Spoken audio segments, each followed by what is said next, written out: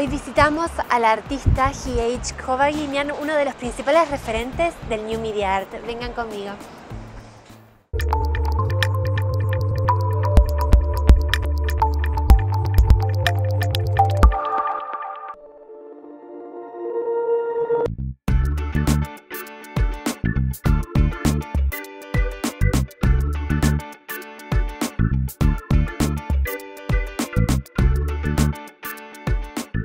I say two things. The first thing I say is there's three things that an artist always confronts in their life, throughout their life, okay? And the first thing is their passion, their raison d'etre, the reason why they make the work. I mean, why it's something that drives them. You can't discuss it particularly, but you have to confront it. And you're always asking why, what do I think, what do I know, this and that. The second thing is art history.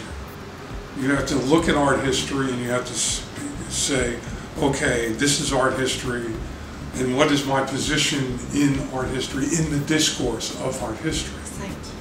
And then the third thing you have to confront is your personal art history, okay?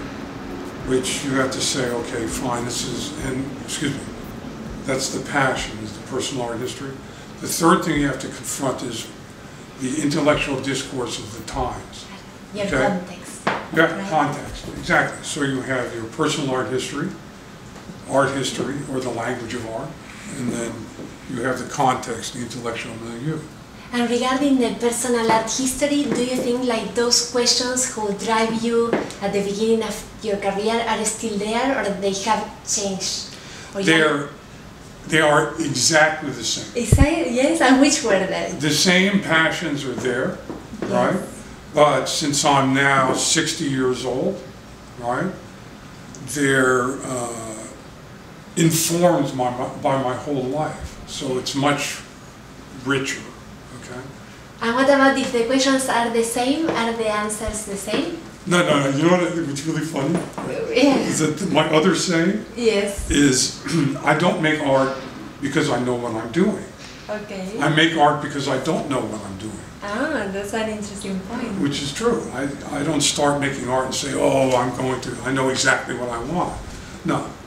It's a process. Yeah, you just go, well, what am I thinking of? What does this happen? Like, and then I go and I discover something. I go, oh, that's what I'm thinking. Or, oh, look at that. That's very interesting. I don't know what I'm doing, right? But if I see the world in a different way, if it changes the way I see things, then I say, this is good. I like this. It's right? a humble position. And that it changes for you how you are seeing the world. And what about the change that it makes in people who enjoys your art and in society in general? Exactly, that's the whole issue, that's the notion. Because you approach topics like language and almost like perception of reality that are so complex and so relevant for life, for all societies in general, but in our society in particular, where so many canons are being broken, and we have to, how we think and how we perceive, how we feel is changing, right? Exactly. It's always like what's happening in the context, the intellectual milieu of the time. So you can't, if you're making some object, like the problem with a lot of artists is they have something called a signature style, or they have something in media that hits. Yes. And then all the galleries say, oh, great, just keep on doing that, right? Yes. And then you wind up either a craftsman, which is you do the same thing but you make variations because people want to buy it. Yes. And that's then you're a manufacturer. So what good is that? So, then is that art? No, it's craft.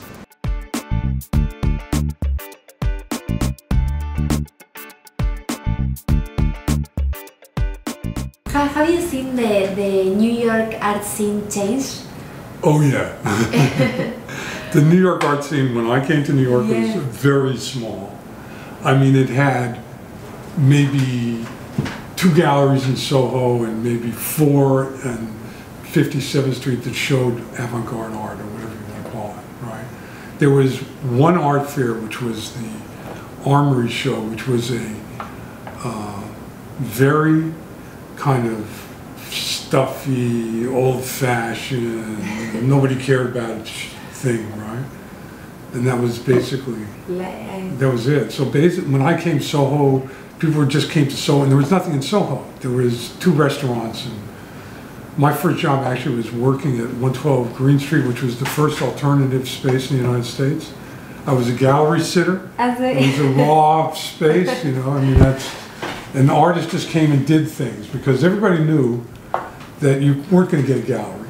It was in the middle of this huge recession, so there was no reason to make products because it won't sell anymore. No, it won't sell, and so you could do what you wanted, which was tremendously experimental. Yeah, and your in the 70s you were more in the conceptual kind of conceptual performance. Exactly. Tell me about your work in those years, and then I would like to talk how that transformed into working in new technologies. I started out doing installation, performance, conceptual work, sign systems, these sort of kind of things that I was doing that kind of looks like computer code, but it was 1973, something like that. And then I started doing this kind of very aggressive kind of punk performance art. But the reason why we were doing that was because I didn't have any money. You know, I couldn't afford materials. I really couldn't. So when you get to the point where you can't afford anything other than to pay rent, right? Then you use your body as a material. Exactly. You do performance, right? So it wasn't a notion of idea of theater, which is really kind of not what it's about. Performance art is where you go and you get your emotion and then some other parts of you, and you use that as a way to, and you use your body as the material. So that's performance art. It's kind of not acting, okay? It's your body is the site, like a site-specific artwork, except your body is the site. I think my big hit was I did this video grant piece called Rich Sucker Rap, which I did for this fellow Davidson Gigliotti and Jean Dupuis. They got a little grant to make a video about young performance artists in New York City. I think it was about 78, something like that. It goes, fuck you, rich suckers, give me money. Fuck you, rich suckers, give me money. Fuck you, rich suckers, give me money. Fuck you, rich suckers, give me money. No money, no art, money, no art. Fuck you, rich suckers, give me money. Art, art, art, art, money, money, money. And it keeps on going like that. Fuck you, rich suckers, give me money. Fuck you, rich suckers, give me money. No money, no art, money, art, money, art, money, art. Fuck you, rich suckers, give me money. Fuck you, rich suckers, give me money. Art, art, art, art. Money, money, money, money, money, art, art. Like that, right? Really very violent, really very aggressive, okay? Okay, now this was shown in Museum of Modern Art in this video views, you know, young performance artists and this and that, right? And it caused such outrage because it was at this private viewing for all the patrons, right? They insisted that the video be removed. Oh, they they wanted the video removed. That is like the best sign that you made an impression. Then at that point in the 80s, this is now up into the 80s. Yes. I opened up an art gallery in the East Village. Everybody was opening a gallery in the East Village. It was kind of like you did 2 things in the 80s. The first thing was you opened up an art gallery. The other thing was you were in a punk rock band. Yeah. So, what instrument did you play? Drums, but I didn't play drums. I didn't play drums. I don't know. A friend of mine, I was in a building, it was all punk rockers. Yes. And this friend in the building said, "Hey, you want to be in a band?" And I said, "Sure." And he said, "Let me put my hair up." Yeah, exactly. Yeah, exactly. So then he said, "What instruments do you play?" And I said, "Well, guitar, harmonica, and I sing." And he said, "Well, I need." That's no. He said, "I need a drummer." And I said, "Yeah, but I don't play drums." He said, "Don't worry, I'll teach you in 2 weeks."